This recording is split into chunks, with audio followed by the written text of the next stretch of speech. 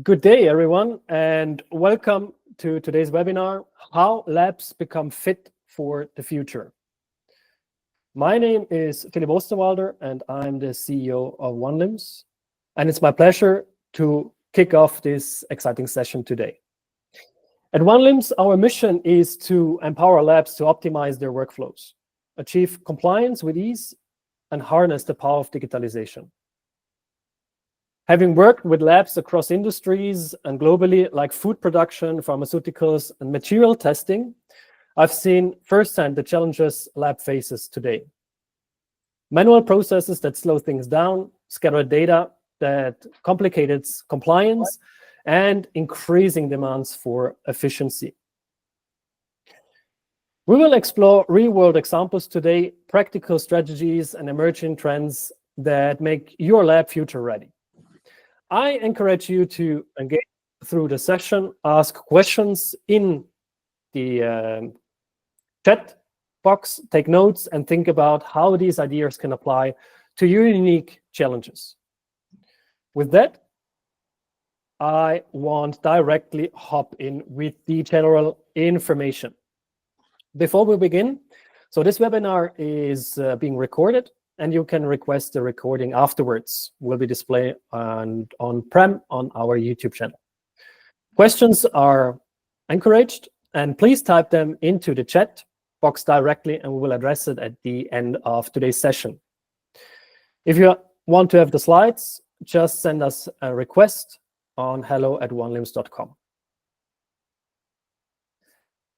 Now, I want to introduce our speaker today. So Roger Schelbert is the CEO of Aurovis, a Swiss-based an expert in industrial automation and also smart technologies. With over 15 years of experience in driving innovation, Roger specialized in developing tailored automation solutions that enhance efficiency and scalability across various industries, including food production, laboratory environments, chemical and pharmaceutical labs. Under his leadership, Aurovis has become a leader in implementing cutting-edge robotics, vision systems, and modular automation tools, helping businesses adapt to rapidly evolving technologies' demands. Roger's hands-on approach and deep understanding of operational challenges make him a trusted advisor and company thriving to future-proof their processes. In this webinar, Roger will share actionable insights on how labs can leverage automation to overcome bottlenecks and ensure they are fit for the future.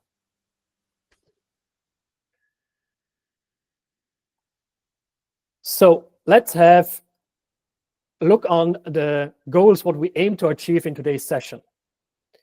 Identify the key challenges in lab automation. Explore proven strategies for implementing and optimizing workflows. And third point, highlighting real-world case studies demonstrating measurable efficiency gains. By the end of this webinar, you will have practical insights to help your lab become more efficient, compliant, and future-ready. We will start with the challenges first of lab operations, second, lab automation best practices, implementation and process automation, and the fourth point, improvements and added value of lab automation.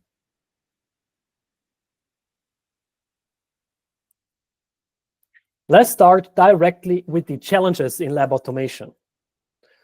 First, what we see and learn is addressing some common challenges lab faces when considering automation. Number one is the resistance to change. Often, teams worry about adapting new systems that impact or that have an impact on their role. Integration issues. Some labs are legacy or using legacy systems that aren't compliant or compatible with modern tools or can't be integrated or just with a lot of effort. And the third point is the cost concern. While automation can seem expensive, understanding the return of investment is key to make a strong business case.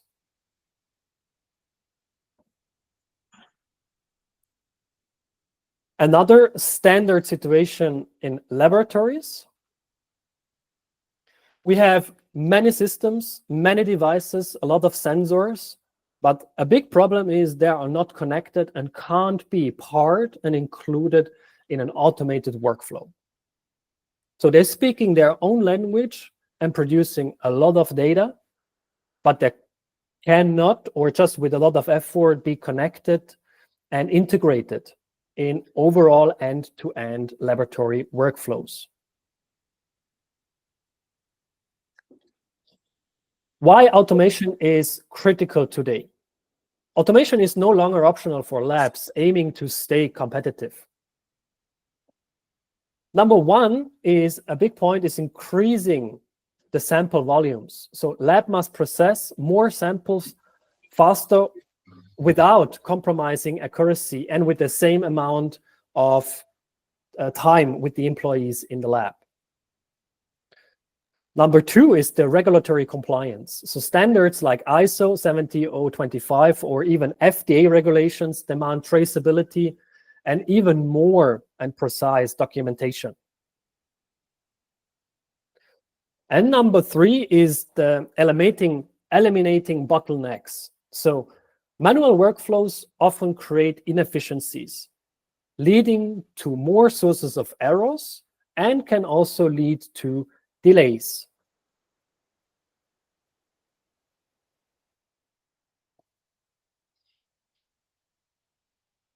Now, I want to give the word to Roger, and I'm very curious about your presentation. Thank you, Roger, to be our guest today. Thank you very much, Philip, for your introduction, and welcome everybody. My name is Roger, as Philip explained. I'm the CEO of Aurovis. Aurovis means is automation, robotics, and vision systems. So, and the challenges of, now I will share the window that you also can see presentation.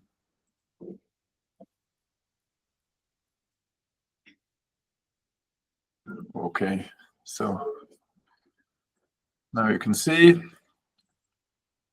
challenges of lab operations. We go through lab automation best practice, implementation and process of automation, improvements and added value of lab automation.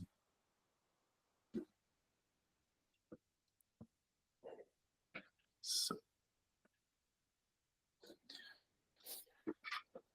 our company, we are a smart factory solution provider. We have a lot of experience in the last 20 years in the implementation of solutions, smart solutions in terms of smart factory. Means this starts by vision systems, robotics, and automation. And we also do solutions and services out of that. So it means if we have on one side robotics, on the other side vision systems, we bring them together for a solution, which we call them Aurovis solutions. And Aurovis solutions is one of the solutions is Aurovis Assistance. And the question was, which research projects have the greatest potential for success on the market? It's research and pre-development section of research project. Go, no-go, early identification of market potential. So it means it has to be identified the right projects which make sense to go for the next step. And there is also a challenge in time, dynamics, increasing the flexibility of a research laboratory and guarantee of high quality, comprehensible data, high availability and utilization of the full potential of available devices, instruments, and infrastructure. These are the challenges. And this leads to a paradigm shift. And the order of the day is then, it becomes from Christian Stillman and Tom Kissling. They are from Roche. And I was working a lot with them to figure out what is then the requirements in the future. And they also have their paradigm shift, which means automation becomes second. So first is digitalization, prepare the digitalization first, and then look that the automation can follow the digitalization. So means connected laboratory is digitalization, like integrated instrument, digital end-to-end workflows, and cloud-based data storages.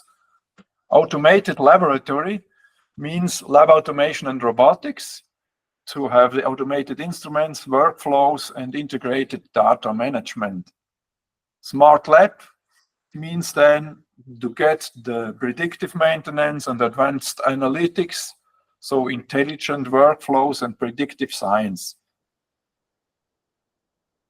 So this is the change in the paradigm.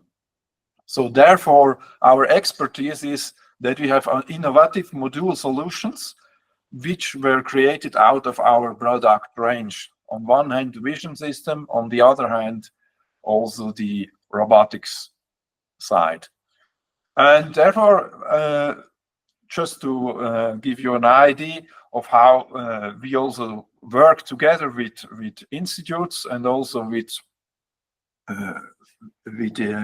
universities, and we are always in the edge of the new product lines or products which come out.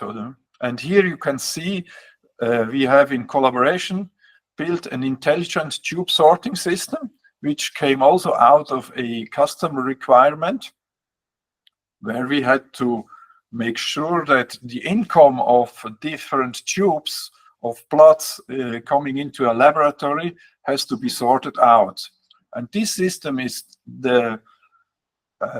capable to find the different tubes, bring it in front of a vision system to recognize the barcode, and also possible to figure out how the level of the blood inside is. So is it enough to have this blood to going for before they go to the next equipments?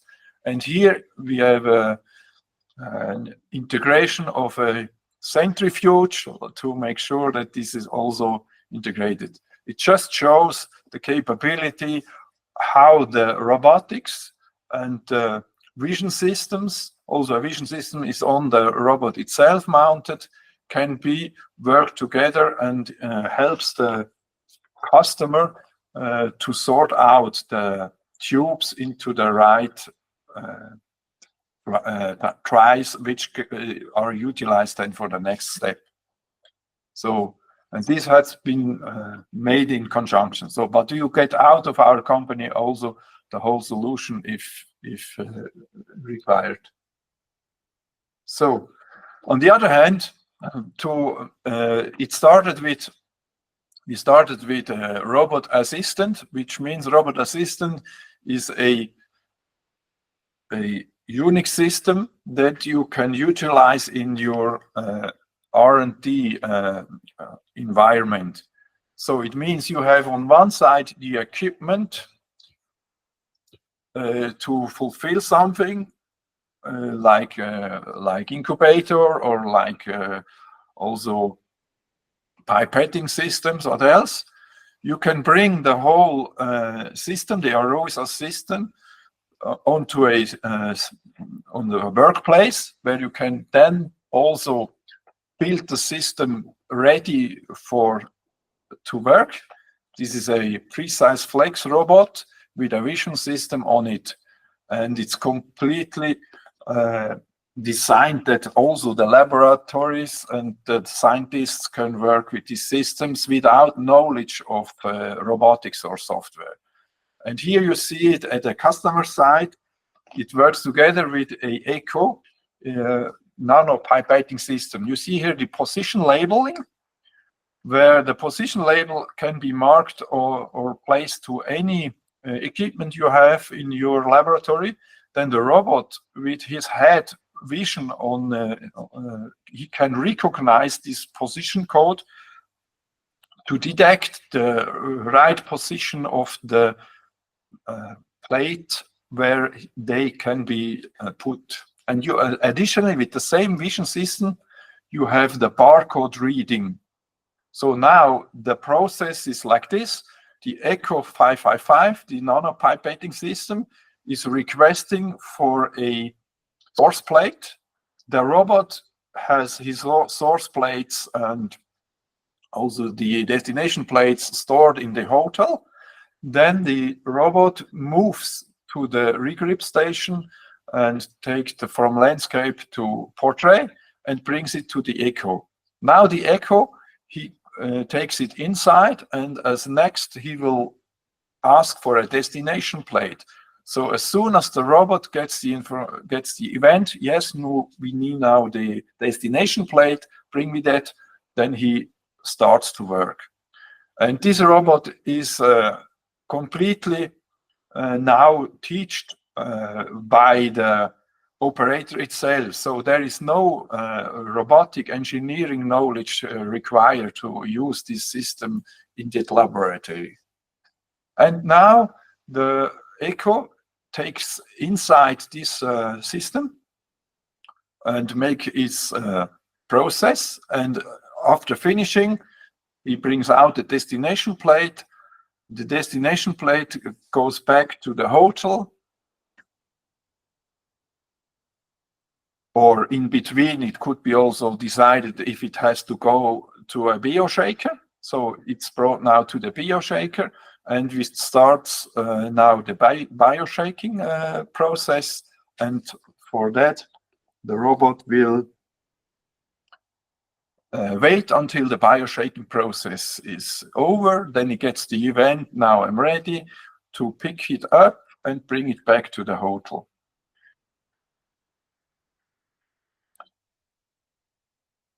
This in combination with software from OneLIMS, for example, we can utilize also flexible data flow or also workflow, which could be utilized. In this case, we had everything made out of a Aurovis scheduler system, where everything is inside this Aurovis scheduler with a surface and human interface, which makes it interesting and independent for everybody to learn.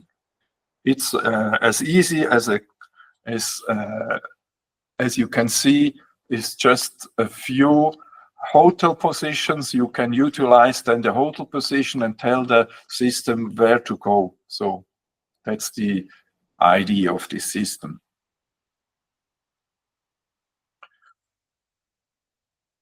So it means you have your laboratories. Out of this first step integration, so it's the first step integration, it came out that we may have in the future maybe a movable laboratory. Therefore, we work together with Omron. So we utilized a Omron HEV and bring onto this Omron HEV our solution that this, for example, the automated docking station was born, which means it's not anymore by manual human brought into a position where the equipment is or the laboratory is. Now the robot can bring the whole system to a efficient place. And here you can see also from Tom Kissling and also Christian Stirnemann, they were really immediately impressed by the Mobot concept upon first seeing it. So as we presented it first time, they were convinced, okay, and then you can read this testimonial directly yourself. What is then the the key points within this Mobot solution workstation. It's in the future, or is it more? It's more important that you will have the time much shorter. So this means that you can utilize the systems much more dynamic, which means you have for example, on one of this workstation, you can see the cytomat, where you have the incubator. On the other side, you can imagine maybe a pipetting system.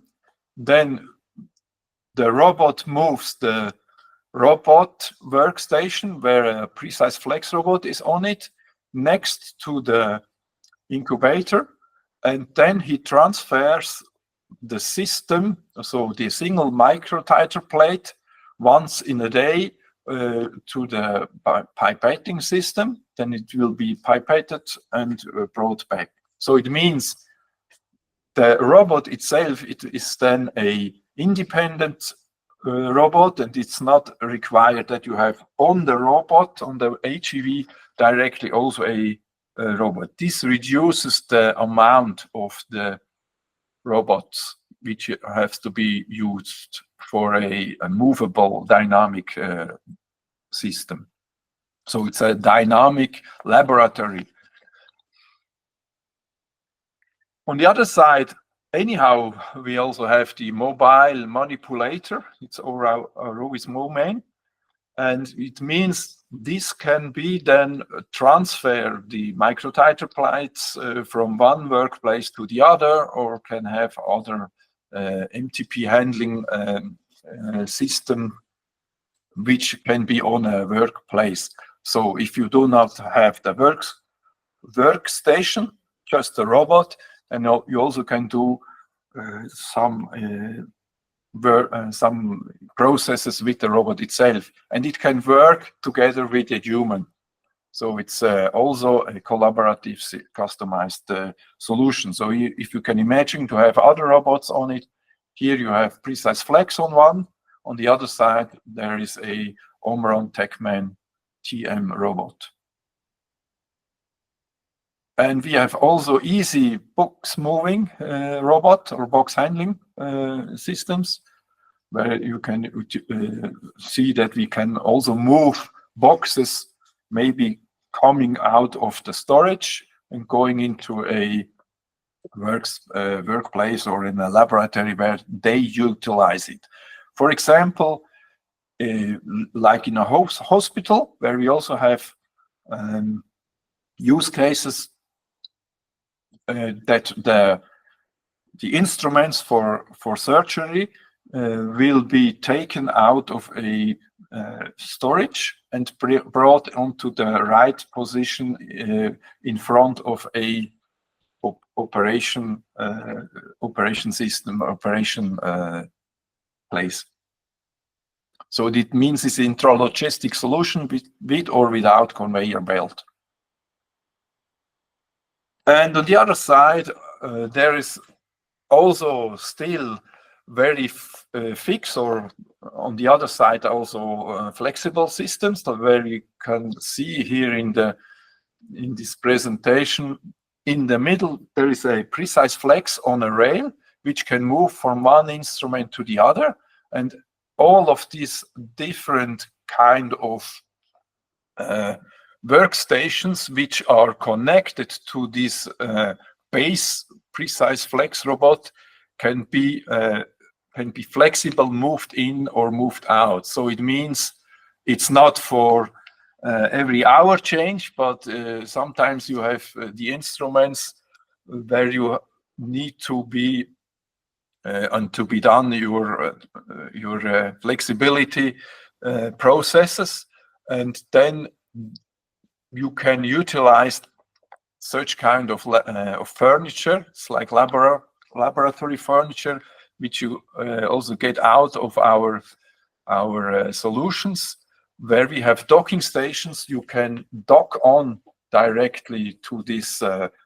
base. The base is then the robot precise Brooks flex on a rail, and you move your instruments to next to it, and then you can also teach in these new positions by the vision system. So it's very, very much flexible and very, and it's here you see there's a design, but we have a first installation done last December, so 1 month ago, and now the customer is working with it.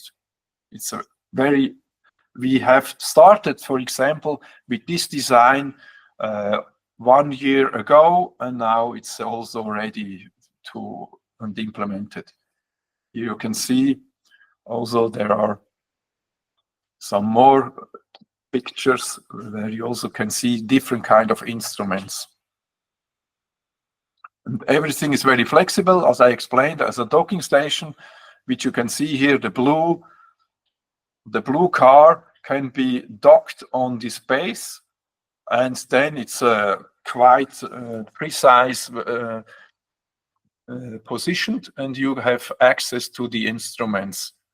In this case, we did not use the vision system for positioning. We can use it with one-time teach-in position, but it's also imaginable that you only use with precise robot and vision systems on it, that you have then very easily access to every pick and place position on every single instrument. Here are some different kind of instruments like washer, or you also have plate sealers and also additional hotels and things like that, that you have a very flexible system. And here there is another new very interesting thing. So we did here for the laboratories, for the laboratories in the research center of Roche. We did integrate furniture which is very much the same size and compatible to the rest of this laboratory. So it could fit into the different kind of laboratories in there. And this is, for example, a barcode reading system with 2 different workstations. And on the workstations on the right side, you see here is radar sensors, like these blue boxes. These are radar sensors, and they can detect if a human comes into the near of the robot system, and if he has he goes closer to this system, then the robot slows down by the speed, and if you are too close, the robot stops without any patch or any safety problems on the system. You do not need to house in, so it's an open house system, and therefore you can you imagine that such kind of systems could be then also integrated into your work environment without having a system. These are sensors. For those who are interested in more details of that, we can also integrate it. Also, these are now accepted in different companies. Here you can see as it is docked onto a laboratory environment. So you can see the cytomat now is on another table. Then you bring these systems, because it's also on wheels, to this next to this system, and then you can build your work process also very flexible and independent. And just to that you also can see this really exists. These are the robots which we have on our office. The mobile robot who can pick the workstation and bring it to the other system next to it. This is the Aurovis Mobot workstation.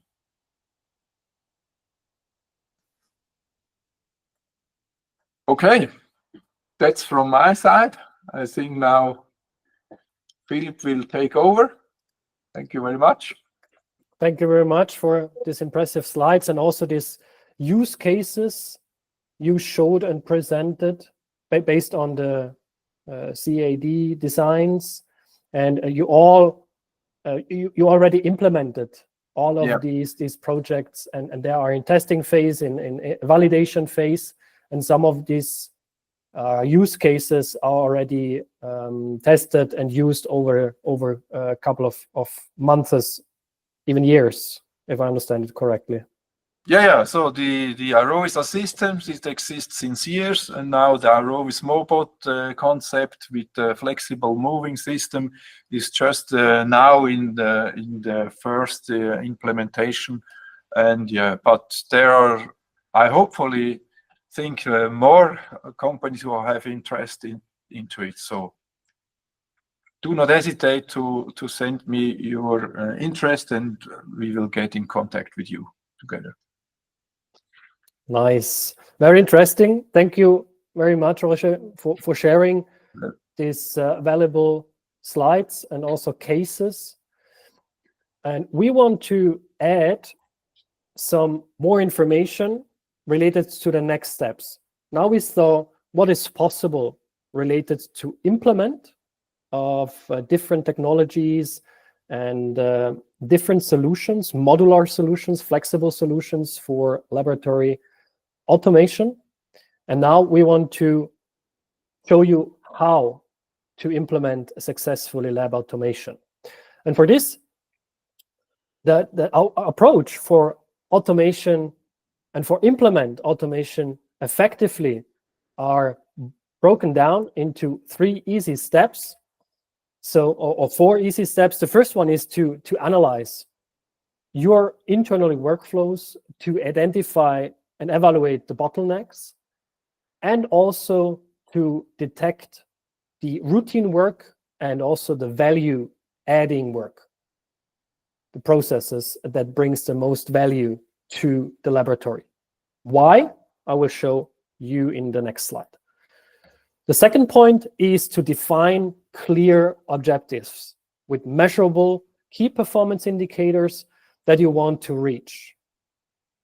So lower sample throughput time, more samples in the same time and amount of employees, or reduce of analytical costs, or the overall reduction of the R&D costs overall. Number 3 is to start with the pilot project. This is also something like you can ask Roger for an inquiry related to these pre-pilot projects to evaluate the current state, to find the proper and best solution based on your current needs, future state, and also on your system, business, and user requirements. So this is also important to gather feedback, to align and refine the processes before scaling. And also number 4 is that the training, the team to build the confidence and the expertise for using new technologies and new systems. Why? To identify and evaluate the value-adding workflows or processes and operations. Based on our Lean Six Sigma tools, in the first phase of every successful project, we analyze and evaluate the current state. For this, we're using Lean Six Sigma tools. One of them I show in this slide is the multi-moment analysis.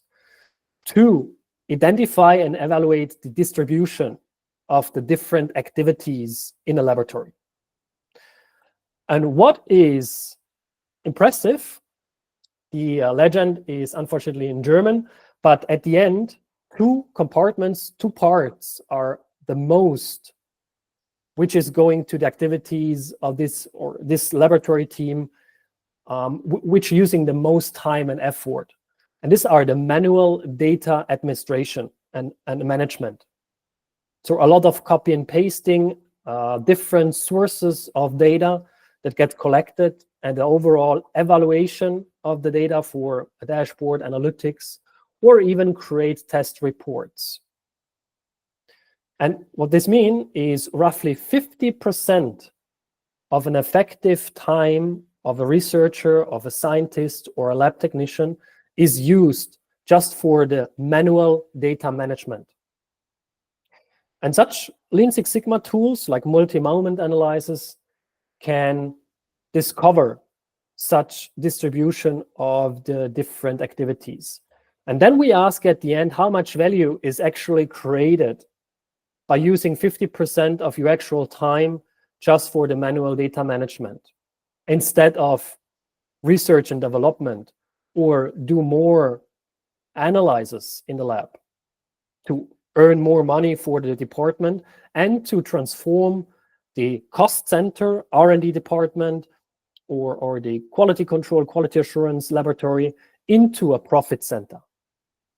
This is also one of our goals, and that's why we are so strong to collaborate with the hardware and the robotic vision system supplier like Aurovis with Roger Schelbert, and the digitalization part of OneLIMS. To get this down and also to present the benefits, I think you already can imagine that there will also be some added value and benefits about the proper automation of laboratory workflows. So what does it mean about the improvement and the added value of automation? Offers a tangible benefits. And one of them is increasing efficiency. So handle higher samples, a higher volume of samples with fewer resources, or even with the same resources at the end. To enhance accuracy, reducing human errors and also sources of errors through automated workflows. End-to-end workflows integrate sensors, devices, third-party systems, or even external service laboratories. And third point is better compliance, which increases in the future to have real-time documentation, simplifies audits, and also ensures new and the already standardized regulatory readiness. What also comes together with these benefits of laboratory automation is the optimization of the workflows, of the automated workflows. This is something like, which is basics in the mindset for the continuous improvement cycle, which means to continuous monitoring workflows, to identify areas for further improvement in the laboratory based on the operations, data flows, communication, and connectivity. Also mentioned before already, to train the team, to enhance their skills and capabilities, to build confidence and also expertise. And the iteration and refining process to ensure sustainable improvements over time. Get back to the proven strategies to implement laboratory automation. What does that mean is to focusing on the high impact areas. As already mentioned, the routine work and most focus on the value-adding operations. Starting with repetitive tasks like sample tracking and reporting is the easiest way to implement and use workflow automation. Second point is using modular solution. As Roger showed before, flexible solutions that can be used in different scenarios, different operations. It makes it much easier to get used to it and also to scale it as soon as it is ready for the implementation and in the daily basis integrated. And the third point is the ensure of data integration. Means systems should connect seamlessly, for instance, with a LIMS or an ERP, and also with device systems, sensors, and already mentioned third-party integrations.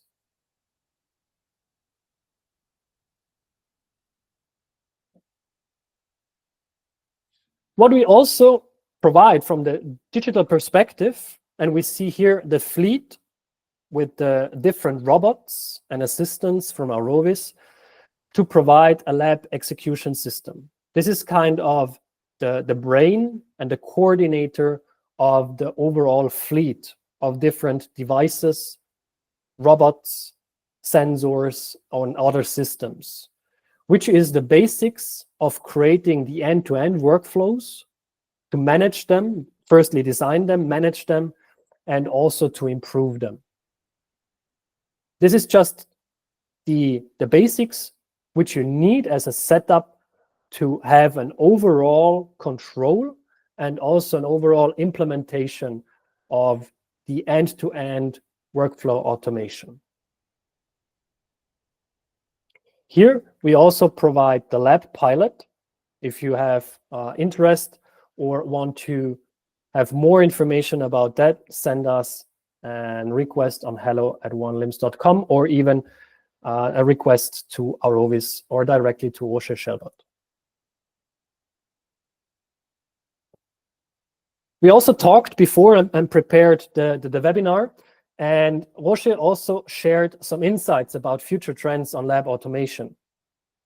What that means is the future of lab automation is, as I understand, and also I think that is very exciting, with trends such as the AI integration, which is not only a buzzword or a bubble, it can enhance laboratory automation workflows and also data analytics. This means predictive analytics and for faster decision making, and also the advanced analytics capabilities. IoT-enabled devices for real-time data capturing and connected instruments, devices, and third-party systems. And the third point is the flexible robotics, as we saw also from the cases of which Roger shared, adaptable system that scales with your lab needs and the growing of the business. I want to conclude the inputs from our session today and break them down to 5 key takeaways. First one is the automation is essential to handle increased demands and remain competitive. Number 2, start with high impact areas like sample tracking and reporting for quick wins. Number 3 is choosing scalable solution that grow with your lab, your needs, and your business. Number 4 is engaging your team early to ensure smooth implementation and to get the commitment. And number 5 is the continuous improvement is crucial to unlock the full potential of automation.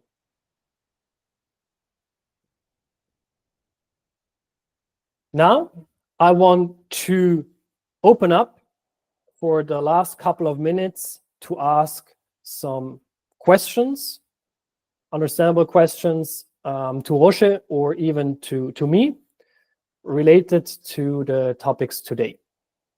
And you can use the chat box to type your questions directly in.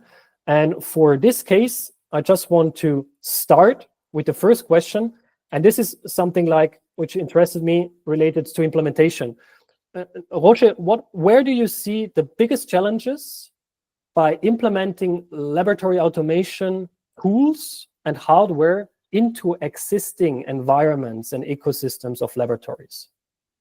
So thank you for this question.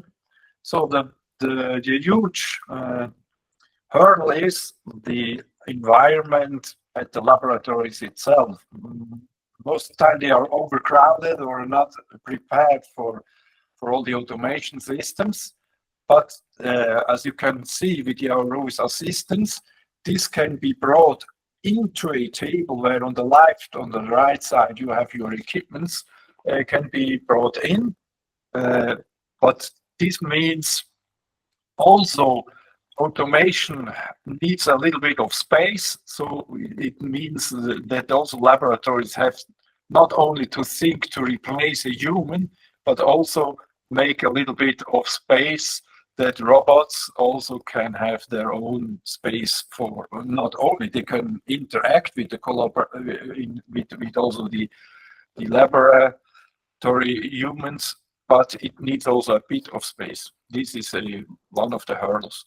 In technical wise, I don't see the big hurdles. The technology is going very fast forward, especially with the artificial intelligence, which we will now implement into these systems, can enable very fast also, even if you think, oh, this is not for automation.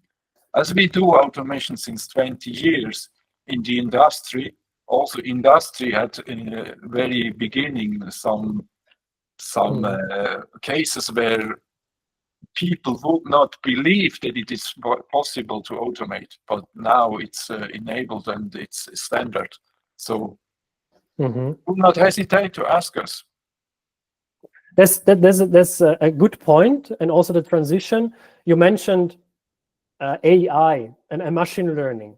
And one question from the attendees is, what role does AI and machine learning play in the future of lab automation? So it's, I think it will be also a game changer, which means you will not replace every human on this also R&D or laboratories, but it's an interactive or a co-work to the humans. I tell always the future will be, today you have your personal handy, your personal computer. In the future, maybe you'll have your personal robot, which you work together with. So he will work, but during the time you will get your coffee. Nice. Thanks also for this answer, Roger. Another question was coming and popping up is, what's some common challenges lab faces after implementing lab automation or workflow automation? Yeah, in terms of efficiency, it's always also to make sure that you have your data. As I mentioned, there's a game changer. You need to annotate your data correctly so that you can utilize it in artificial intelligence or with machine learning, that you get out the right results out of the real annotated, very good base. So it's also required that you know what you do or what your data you need to make sure that you have at the end the right results, very efficient. This means also, therefore, the robotics and has to be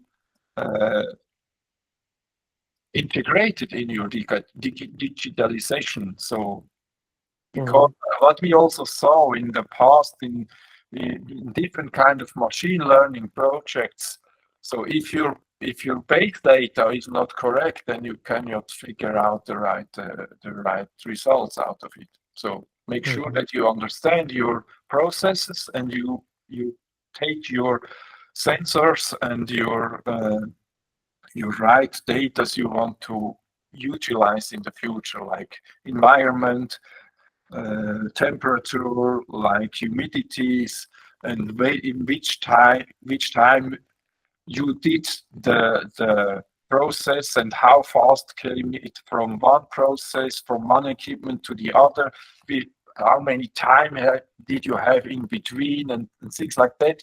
This data needs to be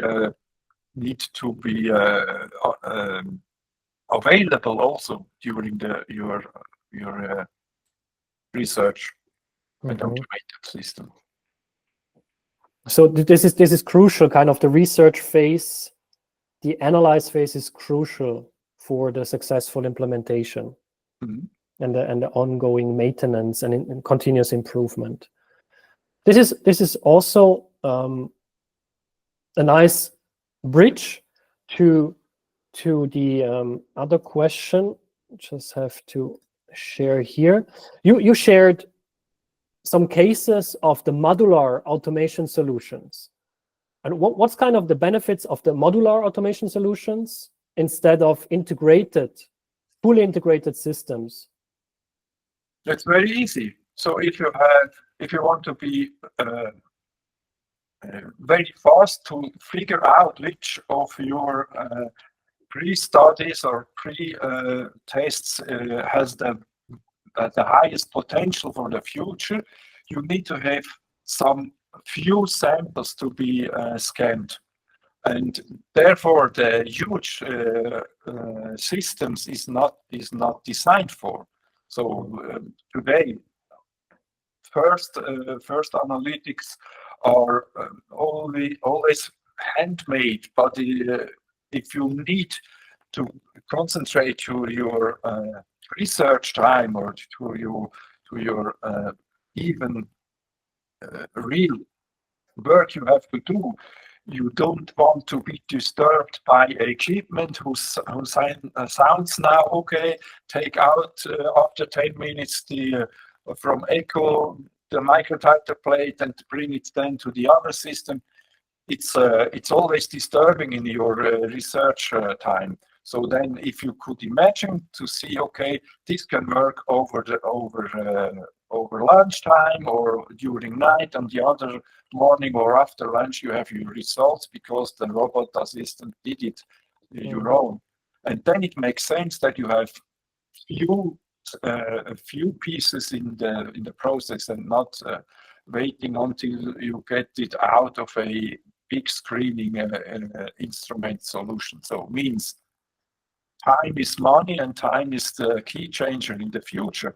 And we are competing all over the world. So we need to make it sure that we have a flexible, fast supporting system. And as I said, things that in the future will robotics help you in your process, that you can concentrate to things which robots cannot do. Mm-hmm. Very interesting advice and also insights. To wrap this up and also to bring it slowly to an end, I want to ask the last question, which also arises through the attendees today. And this is, how do I detect that I need and benefit from laboratory automation? Maybe you can describe a scenario, how to identify a company or a laboratory that they will have benefits by integrating laboratory automation.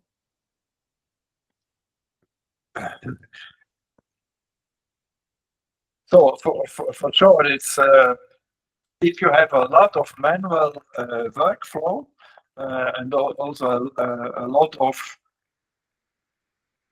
throughput or also new systems, to identify what can be part of automated, the best would be if you invite us to make sure that we can look around what could be done on the other side for yourself. Do not imagine that everything is very expensive. There are simple things which I also try to show you.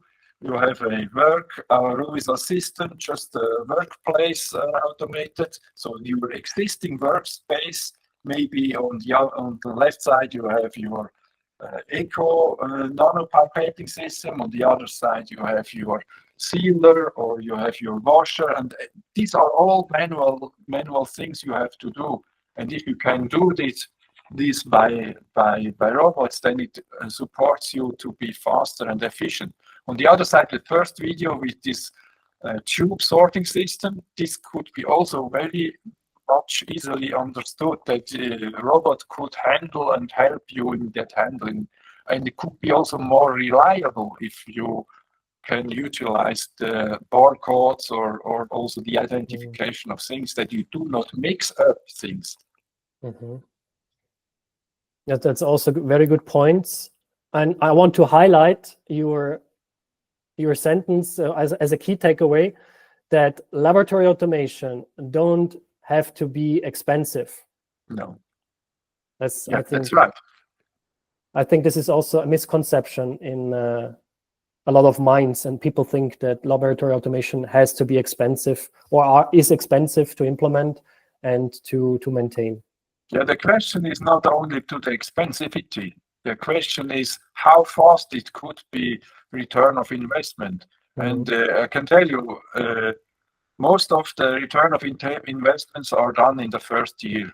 So if you do it right, then it will be very efficient. That's a very impressive number after a year already for the return of investment. Yes, it depends on them, but if you can, the things which we do, the feedback is we can have benefit within 1 year. Mm-hmm. Very interesting. Thank you very much, Roger, for your insights and for sharing your knowledge and also these cases and the lab automation options and solutions that you provide with Aurovis. And I'm very happy to have you as a guest today in our webinar. And from that point, I just want to say thank you to all of you who joined us today. It's been a pleasure sharing insights and strategies to help labs navigating these challenges of automation and also digital transformation. We have explored how automation can unlock efficiency, improve compliance, and also prepare for labs for the future. One thing to remember is it isn't just about adopting new technologies. The goal is about empowering your laboratory team, streamlining processes, and creating systems that truly support your lab's missions and goal. So let's stay connected, whether it's for a follow-up conversation, a demo, or just simply for exchanging ideas. And I want to say thank you again for your time and engagement. And I'm really looking forward to see you at one of our next events again. Wish you all a great day and take care. Wish you all the best. Thank you, Roger, for having you. Our homepage may be aurovis.ch. Thanks. Bye. You also can scan the QR code and get directly to Roger's LinkedIn profile.